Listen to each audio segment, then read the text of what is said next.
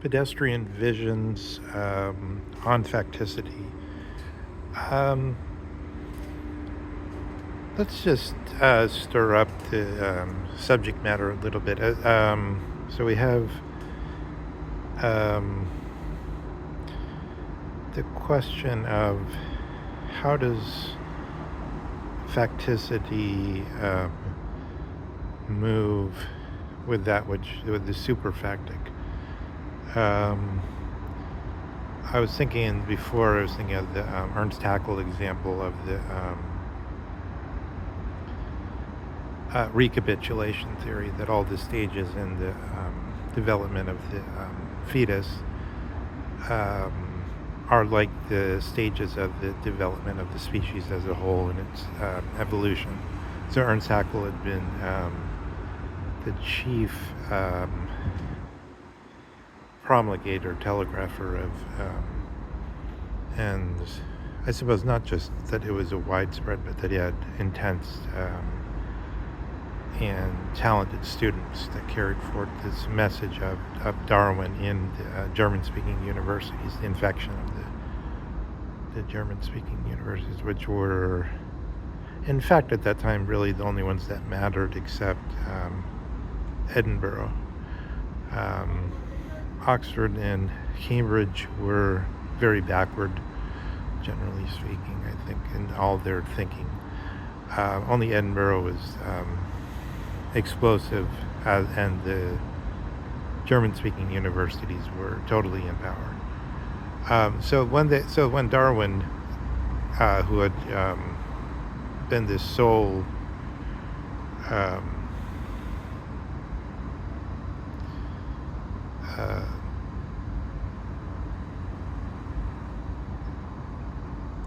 change in facticity from England proper, convulsed the universities, which seemed to be the more, which were factically taken as the ones in power. Then this idea came over to people like Freud. And it's a question, here we have so I'm just sort of seeing as we go along where we have questions that could involve transformations of facticity. So for instance, Leo Strauss, who has a specific view on Freud and has a very depreciatory view about Freud, but not just because he doesn't like Freud, but because one, Freud has been affected by this explosion of the cogency of this English view, and then to posit this notion that in the psyche and our psychic development, something like later Piaget or something like that.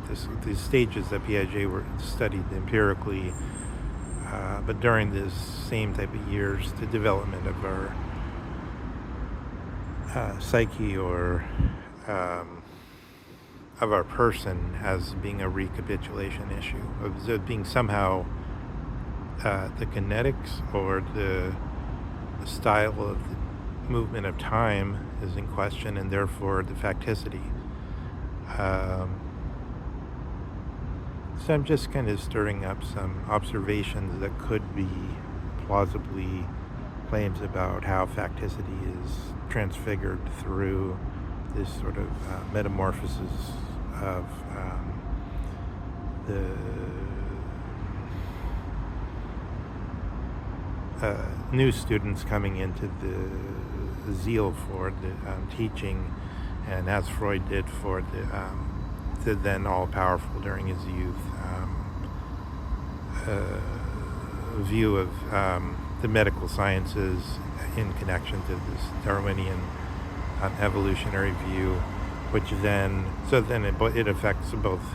I mean, to show that how it affects the theory, sort of mirroring backwards, is that both Freud and Jung, after thinking everything is sort of, in Jung's case, he links that up to Kant, how everything is phenomenal in the Kantian sense, so just the things we can see and measure, then finding, oh, there's all these disturbances people have that can't be explained in physiological terms or in terms of the Darwinian science, and then the psychoanalysis and the neo-notion of the unconscious, which, however, Freud himself points to as that which Plato rejected, especially in the Republic, where it talks about the dreams of Athenian, the nightmare monster version of the Athenian.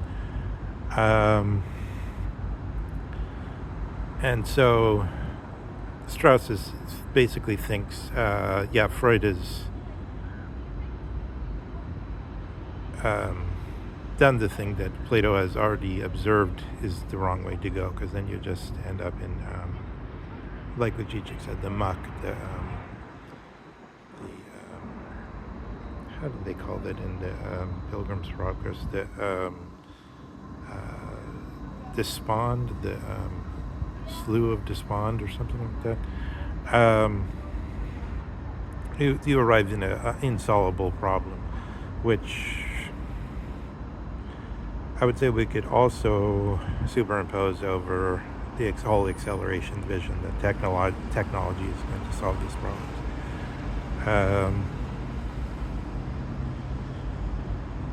You get that in the Hawthorne Celestial Railroad is kind of the re-envisaging of Yale University as the Satan in a certain way. It's curious. So that we can ask, to what extent does this as a kind of accusation, which sort of long lived in the Americans, that some hidden sinister core in Yale has come through the whole everything we hear about the CIA. And I think there's a movie with Robert De Niro about the founding and the Skull and Bones and et cetera, et cetera. So we could see the basic political issues are all part of the facticity. So let me think about it this way for 1 second. Like when Aristotle talks about like different kinds of kinesis or different kinds of kinetic motion, the motion of, in a way it's like it's like the development of the fetus or something comparable, but isn't that a special type of motion? Yeah, all these motions, like the growing of a tree, are seen. That's why it's kind of alien to us, I guess. Our facticity is such that we don't have naturally this notion of all this variety of different kinds of motions. The motion of a tree being different than the growth of the fusus, the growth, the motion. Yeah, motion in general has being on analogy with the fusus or growth of various things, right? And then therefore their peculiarity, their specialness of each thing. Or variety, just a variety. Rather than what we're having our facticity is the sense of the generalized inertial frame of reference where motion is all homogeneous, the Newtonian view.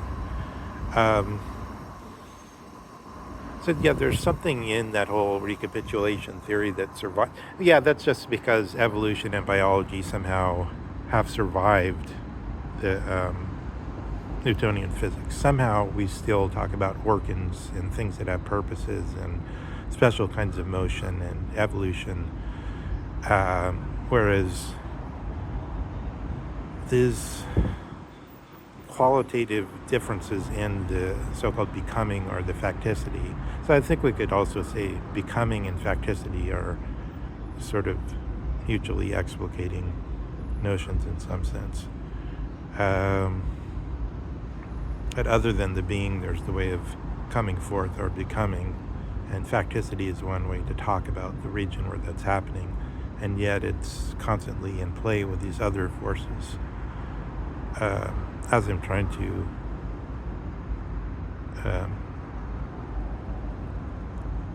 the language narrate to us.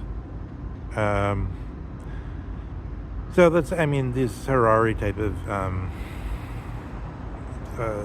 people, I think what we should point out to them is, yeah, but we narrate everything. So that includes all our ideas about how emotion happens, about facticity, about how things are growing, being, becoming, and there's no escaping the narration of that. So that by the game of saying, oh, some people are just in a story. Oh, they look at these Hindus, they believe in this and that. They tell themselves a story, and then they sit on a mountain hillside for 50 years because they believe their so-called story.